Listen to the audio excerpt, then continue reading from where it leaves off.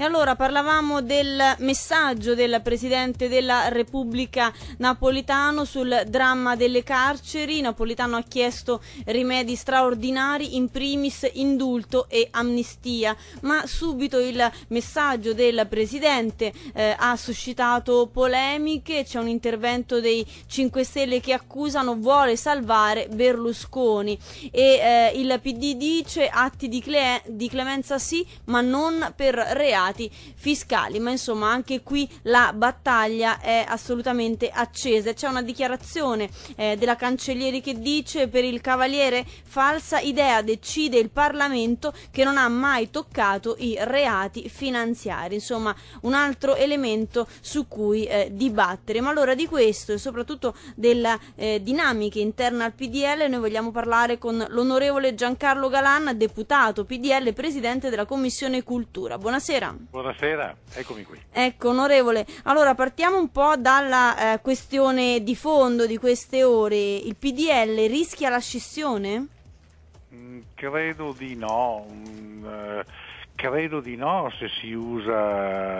se si fa prevalere l'intelligenza. Noi avevamo costruito un grande partito, come è in tutte le democrazie bipolari di stampo occidentale, in cui convivevano persone di carattere diverso, di estrazione diversa, di convinzioni molto diverse, come avviene in Inghilterra, negli Stati Uniti, da qualsiasi altra parte. Se dovesse invece prevalere la voglia di espellere, la voglia di escludere, l'imposizione di un'unica idea, allora la si vuole la scissione.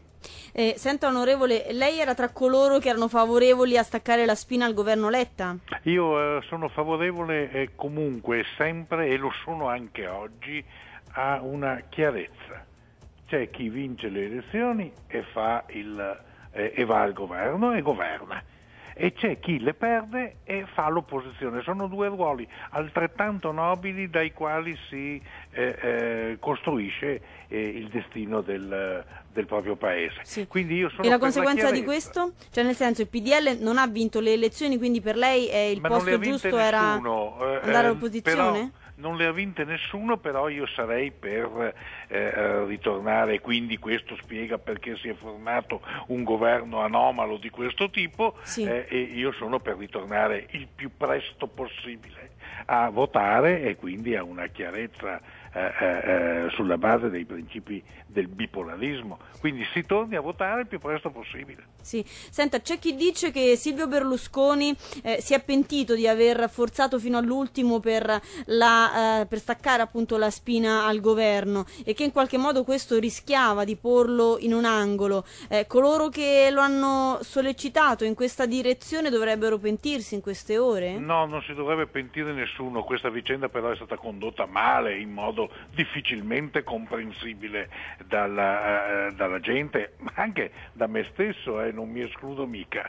In che senso? Fino a un minuto prima tutte le dichiarazioni erano per il no al governo e quindi alla ricerca di elezioni anticipate. Poi a un certo momento interviene e dice il contrario di quello che si era detto e di quello che si era sostenuto fino a 5 minuti prima. Questo suona incomprensibile, suona difficile, bisogna spiegarlo, bisogna comprendere i perché, quindi non c'è nessuno che si deve pentire, né quelli che l'hanno consigliato in un modo né quelli che l'hanno consigliato nell'altro, anche perché Berlusconi non è mica un tipo facile che si lascia convincere da chi arriva con qualche motivazione anche solo apparentemente saggia. Decide lui. Lei parla di Verdini e della Santanchè? No, io parlo di tutti quelli che cercano disperatamente di dargli consigli. Senta, da una parte il 3 ottobre, quindi mercoledì scorso, non meno di una settimana fa, il PDL ha confermato la fiducia al governo Letta, eppure in queste ore si parla dell'ipotesi di tornare al voto all'inizio del 2014.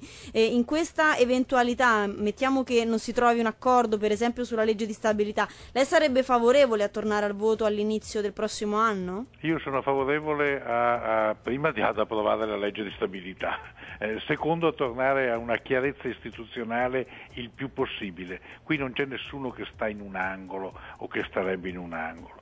Chi governa, chi vince le elezioni governerà, e se governerà bene sarà confermato, se governerà male, come è capitato, la gente cambierà, e nel frattempo l'opposizione si prepara a governare. È qualcosa di dignitosissimo ed è un modo per incidere anche pesantemente nelle vicende del Paese. Senta, Silvio Berlusconi non potrà più candidarsi come leader del PDL. Oggi c'è Alfano come segretario, la sua figura è contestata da alcune parti del PDL. Qual è la sua valutazione dell'operato del vice premier? I leader vengono dopo un progetto politico, dopo le idee, dopo un programma, vengono alla fine di tante cose. Io aspetto il programma, aspetto le idee, aspetto la discussione, aspetto il dibattito, dopo sceglieremo insieme il leader. Lei è per un congresso, per delle primarie? Qual è la sua strada? Io sono per dibattere, per parlare, per confrontarsi. Quindi la richiesta di un congresso mi pare legittima. Sì. Non li amo, non amo le tessere, non amo i voti, non amo tutti questi orpelli tipici dei partiti. Amo però la discussione e il dibattito. Qui non si è mai fatto, non c'è stata una sola discussione in cui uno abbia potuto convincersi al limite delle tesi del suo avversario. Sì. Non c'è, quindi non ci si può neanche convincere di aver sbagliato. Senta, la nuova Forza Italia dovrà avere una impostazione cosiddetta moderata, o c'è bisogno di agire in maniera decisa su quelli che sono i temi cari al partito? Vedi, il termine moderato non dice nulla in Italia, semplicemente raggruppa così idealmente coloro che si oppongono agli estremismi. Allora chi può esserci più moderato di un veneto che ha presieduto per 15 anni la sua regione? Eppure lo si è moderati anche dopo una ferma convinzione sulle proprie idee. Non si può cedere al compromesso ogni volta, non si può ogni volta mediare. Ecco, io sono per idee precise, sono quelle liberali che ci hanno dato così grande consenso, sulle quali si tratta fino in fondo, sulle quali occorre essere convinti, altrimenti il termine moderato si confonde con quello di mediatore, di compromesso, con termini che non hanno nulla di positivo. Sì. Senta, Alfano è troppo mediatore? Domanda cattiva questa. Può decidere se rispondere e in che modo. Ha un DNA diverso dal mio. Ha un DNA diverso dal suo. Senta, ieri Sacconi, che abbiamo intervistato qui a Radio Yes, diceva che il congresso era una discussione prematura, che sapeva di Prima Repubblica, quindi come dire che era un'ipotesi questa che lasciava il tempo che trovava, quindi insomma senza futuro. Ma a me pare stupefacente quello che dice un parlamentare che lo è da più di 30 anni. Queste sarebbero le cose della Prima Repubblica. Forse proprio perché l'ha vissuta, allora ne ha testimonianze. Ma ne è rimasto innamorato per lunghissimo tempo e vuole continuare a viverla. E poi mi scusi, ma Sacconi chi lo ha eletto in Parlamento? Lo ha nominato Berlusconi, come tutti noi. Sì.